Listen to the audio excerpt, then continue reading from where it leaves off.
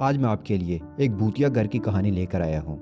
लेकिन इस भूतिया घर की खास बात ये है कि ये पानी के अंदर है। मूवी शुरू होती है तो हम एक कपल को देखते हैं जो कि एक ऐसे घर में जाते हैं जो कि पानी के नीचे है, और उस घर के लोग बच्चों को अगवा करके उनके बॉडी पार्ट्स को कट करते हैं और फिर काला जादू करते हैं। अब वो कपल उस हांटेड घर से वापस आएगा या नहीं, ये आपको इस कहानी में आगे जाकर पता चलेगा। तो मूवी के शुरू में हम टीना और बेन को देखते हैं। ये यूट्यूबर हैं और व्लॉगिंग करते हैं। बेन किसी भी तरह से अपने यूट्यूब वीडियोस को वायरल करना चाहता है। हम देखते हैं कि दोनों एक पुराने हॉस्पिटल में रिकॉर्डिंग कर रहे हैं जो बहुत बुरी हालत में है। इसके बारे में कहा जाता है कि यहाँ एक नर्स थी जिसने 7 बच्चों को जहर देकर मार दिया, फिर उस नर्स को भी मार दिया गया। अब वो नर्स इस सैनिटोरियम को हांट करती है और लोगों को ढूंढती है ताकि उन्हें जहर देकर मार दे। ये दोनों रिकॉर्डिंग करना शुरू कर देते हैं और एक दूसरे से अलग हो जाते हैं। टीना को वहाँ आवाजें आती हैं लेकिन मोशन डिटेक्टर पर कुछ भी शो नहीं होता। फिर बेन उसे डरा देता है और वो गुस्सा होकर बाहर आ जाती है। अब वो दोनों सेफली इस हांटेड हॉस्पिटल से वापस आ गए थे। अब 3 महीने का वक्त गुजर चुका है और टीना अपने घर के बाथिंग टब में पानी के अंदर अपना सांस रोकने की प्रैक्टिस कर रही है। वो बाहर आती है और बेन को कहती है कि मैं 3 मिनट तक सांस रोक सकती हूँ, लेकिन अब ज्यादा देर तक सांस रोकने के लिए मुझे मजीद प्रैक्टिस करना होगी। अब वो दोनों फन करते हुए एक एडवेंचर के लिए निकलते हैं। रास्ते में व्लॉग्स भी रिकॉर्ड करते हैं। अब ये लोग रास्ता भटक जाते हैं और साउथ वेस्ट के इलाके में पहुंच जाते हैं। वहाँ के लोग सिटी में शिफ्ट हो रहे हैं। वो लोग टाउन छोड़े हैं। अब वो दोनों एक लेक के पास पहुंच जाते हैं जहाँ काफी ज्यादा लोग हैं और एंजॉय कर रहे हैं, लेकिन वो डिसअपॉइंट हो गए थे क्योंकि ये उनकी डेस्टिनेशन नहीं थी, बल्कि वो एक ऐसी जगह के लिए निकले थे जहाँ पानी के अंदर एक हांटेड हाउस है। वो उसे एक्सप्लोर करने आए थे और उस पर व्लॉग बनाने आए थे। बेन कहता है कि सैनिटोरियम वाली वीडियोस पर 50 के व्यूज आए हैं, मुझे बस किसी तरह नेक्स्ट वीडियो पर 1 मिलियन व्यू चाहिए। टीना बेन को समझाती है कि कोई बात नहीं, अगर हमें हमारी डेस्टिनेशन नहीं मिली, हम आज का दिन फन करेंगे और एंजॉय करेंगे। तो बेन एग्री हो जाता है। तो जिस जगह वो बैठे थे उसके सामने एक ट्रक में बियर थी। बेन वहाँ बियर लेने के लिए जाता है और वहाँ बैठे एक शख्स से बातें करना शुरू कर देता है। उस शख्स का नाम पैरी है। बेन उससे उस जगह का पूछता है जहाँ वो रिकॉर्डिंग करने आए थे। वो पायरी को कहता है कि तुम हमें उस जगह पहुंचा दो, बदले में कुछ पैसों की ऑफर भी करता है। तो पायरी मान जाता है। बेन जब वापस आता है तो टीना उससे पूछता है कि वो शख्स कौन है और तुम क्या बात कर रहे थे। तो वो उसे बताता है कि उस आदमी ने कहा कि जिस जगह के लिए वो आए हैं वो उस लेक के दूसरी साइड है और वहाँ का रास्ता एक जंगल से गुजरता है और वहाँ बहुत कम लोग जाते हैं। वो अब हमें उस जगह पर ले जाएगा। बेन उसे कहती है कि जब वहाँ लोग नहीं जाते तो हम क्यों जाएंगे। वो उसे बताता है कि मैंने उस आदमी को पैसे दे दिए हैं ताकि वो हमें उस जगह पर पहुंचा दे। अब वो तीनों उस लेक के लिए निकलते हैं जिस लेक के अंदर एक घर डूबा हुआ है। पायरी टीना को वियर्ड नजरों से देखता है। वो उनसे कहता है कि अब हमें 2 मील पैदल चलना होगा। अब वो जंगल से गुजरे होते हैं और साथ में रिकॉर्डिंग भी कर रहे होते हैं। बेन खुश होता है। उसे लगता है कि यहाँ जो कंटेंट बनेगा उसकी वीडियो वायरल हो जाएगी, लेकिन टीना परेशान होती है। वो आदमी कहता है कि पहले यहाँ पर एक गाँव था जो सैलाब में डूब गया, पानी घरों से निकला ही नहीं और वो लोग गाँव छोड़कर चले गए।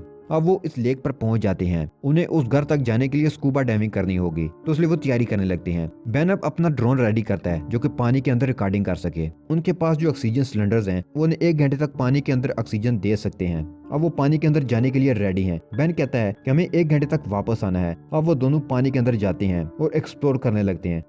उन्हें बहुत सारी मछलियां नजर आती हैं और उन्हें वहाँ वो डीप हाउस भी नजर आ जाता है। जब वो घर के पास पहुंचते हैं तो सारी मछलियां गायब हो जाती हैं। घर के बाहर काला जादू करने वाली काफी वियर्ड चीजें हैं। वो उन्हें इग्नोर करके डोर क्रॉस करके अंदर जाते हैं। घर के फ्रंट पर फैमिली का सरनेम मुंटैगविक लिखा है और सारे डोर्स और विंडोज लॉक्ड हैं। वो घर के आगे पीछे देखते हैं तो उन्हें अंदर जाने का कोई भी रास्ता नहीं नजर आता।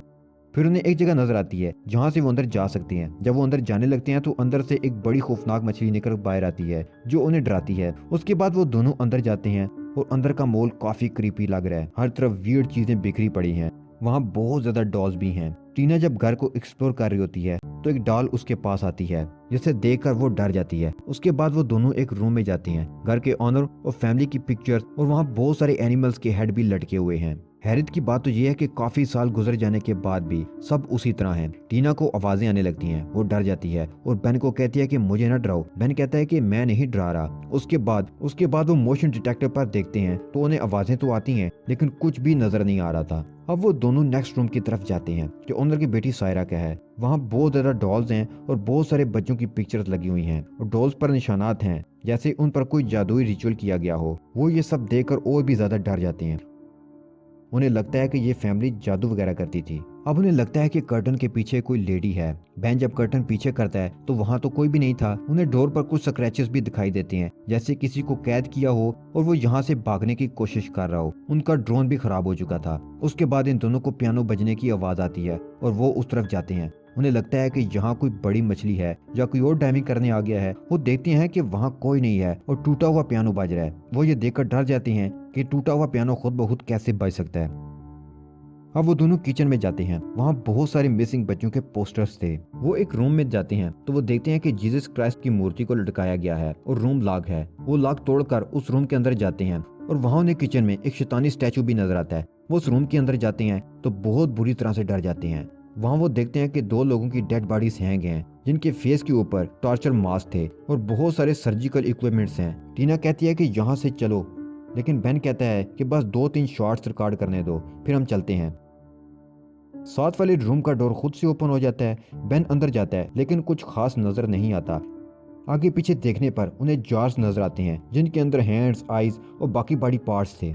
वहाँ उन्हें सीडीज और रिकॉर्डर्स भी मिलते हैं। यहाँ जो ऑर्गन्स नजर आए थे वो उन्हीं मिसिंग बच्चों के ऑर्गन्स हैं। अब टीना बहुत ज्यादा डर जाती है और वहाँ से जाने के लिए कहती है। अब वो दोनों जिस रास्ते से अंदर एंटर हुए थे वहाँ पहुंचते हैं तो देखते हैं कि वो रास्ता तो किसी ने दीवार बनाकर बंद कर दिया है। अब वो दोनों इस दीवार को तोड़ने की कोशिश करते हैं लेकिन कोई फायदा नहीं। अब उनका ऑक्सीजन लेवल भी कम हो रहा है। टीना पैनिक हो जाती है और बेन उसे काम डाउन करता है। अचानक टीना को बेन के पीछे अजीब शक्ल वाली एक लड़की दिखाई देती है। टीना चीखती है। बेन जब देखता है तो वहाँ कुछ भी नहीं होता। वो उसे कहता है कि ये तुम्हारा वहम है। टीना कहती है कि अब हम यहाँ से बाहर नहीं निकल सकते। बेन कहता है कि हम यहाँ से बाहर जाने का कोई और रास्ता ढूंढते हैं। उन्हें फिर से वही मछली नजर आती है जो घर में एंटर होते हुए उन्हें दिखाई दी थी। वो किचन की तरफ जा रही थी। वो भी उसके पीछे जाते हैं। उन्हें लगता है कि शायद इस तरफ कोई रास्ता है। टीना देखती है कि जीसस की आंख खुली हुई है। वो ये देखकर खौफजदा हो जाती है। उसे ऊपर की तरफ एक रोशनी दिखाई देती है। वो देखती है कि वहाँ से मछली तो बाहर जा सकती है लेकिन इंसान नहीं। टीना देखती है कि बेन उसके साथ नहीं है। वो उसे ढूंढने लगती है। वो देखती है कि वहाँ लटकी हुई लाशें अब गायब हैं। वो और ज्यादा डर जाती है। बेन को आवाजें देती है। तभी बेन वहाँ आ जाता है। टीना उससे कहती है कि यहाँ लटकी हुई लाशें अब गायब हैं। वो उसे कहता है कि नहीं, ये देखो, ये लाशें इधर ही हैं। वो हिम्मत करके उनके फेस से टॉर्चर मास्क हटाते हैं तो वो देखते हैं कि ये घर के ओनर मिस्टर और मिसेस मोटैग्निक हैं। वो ये देखकर हैरान हो जाते हैं कि 50 ईयर्स गुजर चुके हैं लेकिन उनकी बॉडीज उसी तरह फ्रेश हैं, स्केलेटन नहीं बनी। अचानक से वो दोनों लाशें जिंदा हो जाती हैं। टीना और बेन डर कर वहाँ से बाहर की तरफ भागने लगते हैं। वो रस्सी से एक दूसरे को बांध देते हैं और चिमनी की तरफ आते हैं। वो दीवार गिरती है और वो दोनों भी नीचे गिर जाते हैं। टीना बेहोश हो जाती है और बेन सारा के रूम में लॉक्ड हो जाता है। टीना होश में आती है और रस्सी को काटकर बेन को ढूंढने लगती है। बेन को वहाँ सारा नजर आती है। वो उसे डर कर भागने लगता है और डोर के पास आता है तो डोर लॉक था। उसे वॉल पर एक फैमिली ट्री फोटो नजर आता है जिस पर पायरी की पिक्चर थी।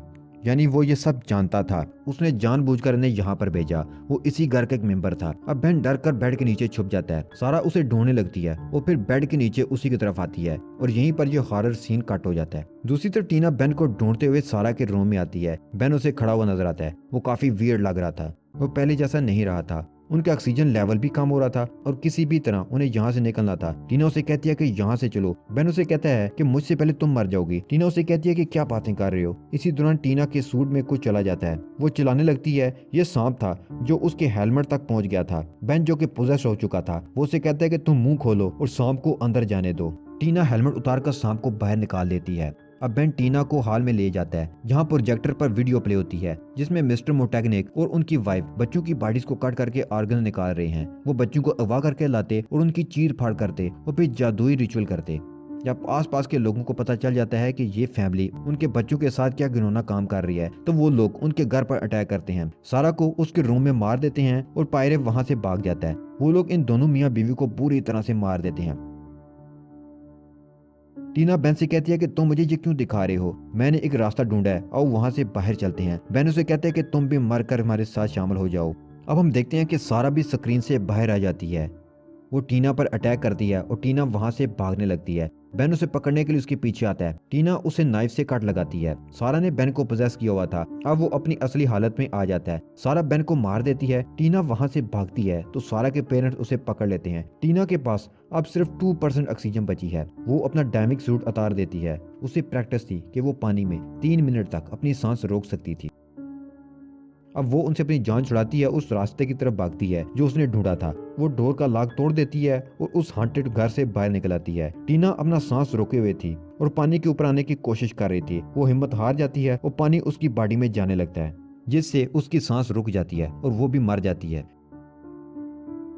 फिर हम देखते हैं कि पायरी अब उस लेक पर 2 और लड़कियों को लेकर आया है, जहां वो बेन और टीना को लेकर आया था। पायरी इस तरह से अपनी फैमिली का बदला ले रहा था और यहीं पर यह मूवी खत्म हो जाती है।